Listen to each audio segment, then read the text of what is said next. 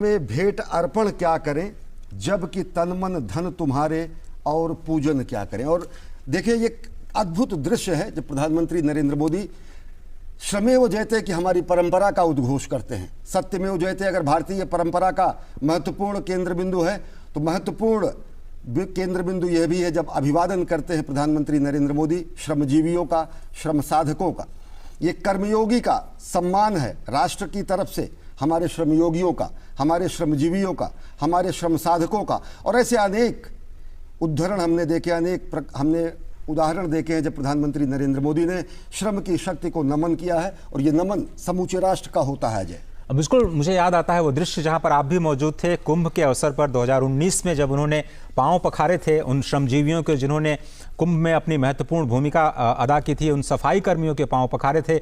उसके बाद नए संसद भवन के निर्माण के बाद जब वो श्रमजीवियों से मिले, वो भी तस्वीरें स्पष्ट रूप से अभी ताज़ा तरीन है। आपको याद होगा जब काशी कॉरिडोर का निर्माण हुआ था तो किस तरह से उन्होंने अपनी कुर्सी हटा करके जितने श्रमजीवी थे उनके ऊपर पुष्प वर्षा के साथ में उन्होंने अपनी तस्वीरें खिंचाई थी। और कुछ इसी तरह की एक बार फिर से दृश्य और वानगी हमें स्पष्ट तौर पर प्रगति मैदान के इस परिसर से सीधे तौर पर स्पष्ट नजर आ रही हैं, जहां पर एक बार फिर से उन श्रमजीवियों को सम्मान के तौर पर वो उनसे उनका हालचाल जानते हैं, उनके अनुभव को साझा करते हुए नजर आते हैं। और एक कनेक्ट दिखाई देता है समाज के सबसे निचले व्यक्ति तक पहुंचने का जो कनेक्ट है प्रधानमंत्री का, वो स्पष्ट तौर पर बार बार ऐसी घटनाओं से हमें स्पष्ट तौर पर देखने को मिल जाता है।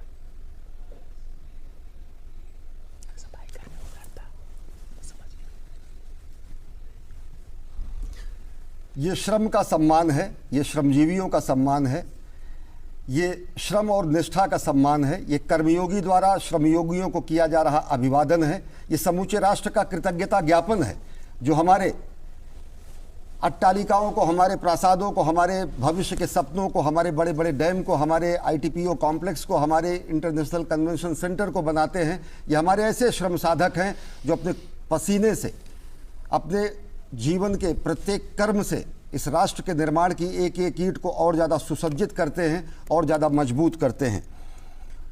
निश्चित तौर से अजय कहा गया है कि उद्यमेन ही सिद्धंति कार्याणि न मनोरथे न ही सुप्तस्य सिंहस्य प्रविशन्ति मुखे मृगाः। ये पौरुष है, ये श्रम है, ये साधना ही है जो कि व्यक्ति को सफलता प्रदान कराती है, क्योंकि सोए हुए व्यक्ति के मुख में स्वयं मृग नहीं पहुंचता है, कि सोए हुए सिंह के मुख में मृग नहीं पहुंचता है। ऐसी अनेक सूक्तियां हमारे सुभाषितान में कही गई हैं, अनेक सूक्तियां ऐसी कही गई हैं जो हमें प्राण प्रण से हमेशा परिश्रम करने की प्रेरणा देती हैं। और यह श्रम और यह परिश्रम ही सफलता के नए सोपान बनाता है।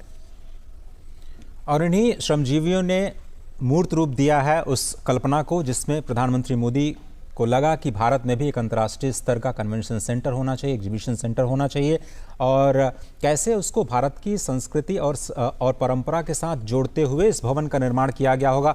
इन्हीं श्रमजीवियों ने उसे मूर्त रूप देने का काम किया। चाहे वो शंख की आकृति में मुख्य भवन के निर्माण की बात हो, जिसके केंद्र में विश्व के भरण पोषण की धारणा स्पष्ट तौर पर दिखाई देती है, क्योंकि शंखध्वनि हमारी परंपरा में शांति और धर्म स्थापना की प्रक्रिया का एक प्रारंभ माना जाता है। पंच महाभूत की अवधारणा को दिखाता हुआ जो पूरा का पूरा जो कॉम्प्लेक्स है वो हमारी प्रकृति के प्रति प्रेम और हमारे प्रकृति के प्रति समर्पण को दिखाता है। भारत की कलाकृतियाँ हो या फिर ट्राइबल आर्ट्स की झलकियाँ, एक भारत और श्रेष्ठ भारत की झलक आपको ज़रूर दिखाई देगी नई दिल्ली के इस नए ITPO कॉम्प्लेक्स में। जब आप जाएंगे, अंतर्राष्ट्रीय समारोहों का हिस्सा बनेंगे, तो आपको देश के अलग अलग हिस्सों से जो कलाकृतियां हैं, जो वहाँ की संस्कृतियां हैं, वो भी छवियों के रूप में अपने आप को आपके साथ जोड़ते हुए नजर आएंगी, आपको आकर्षित करते हुए नजर आएंगी। और यकीन मानिए कि ये अंतर्राष्ट्रीय स्तर पर भारत को उसकी संस्कृति की पहचान के रूप में ही देखा जाता है। भारत को वसुधैव कुटुंबकम की भावना के साथ बने एक महान लोकतांत्रिक देश के रूप में ही देखा जाता है। भारत की संस्कृति और योग और जो उसकी कलाएं हैं वो उसकी आत्मा है, उसका मूल है। और उसके साथ में जब विदेशी पर्यटकों, मेहमानों को या फिर जो राष्ट्राध्यक्ष हैं उनको ये स्पष्ट तौर पर दिखाई देगा कि भारत वो कहता भी है, जो कहता है वैश्विक स्तर पर उसको करके दिखाता है। और जब वो ऐसे भवनों को भी राष्ट्र को समर्पित करता है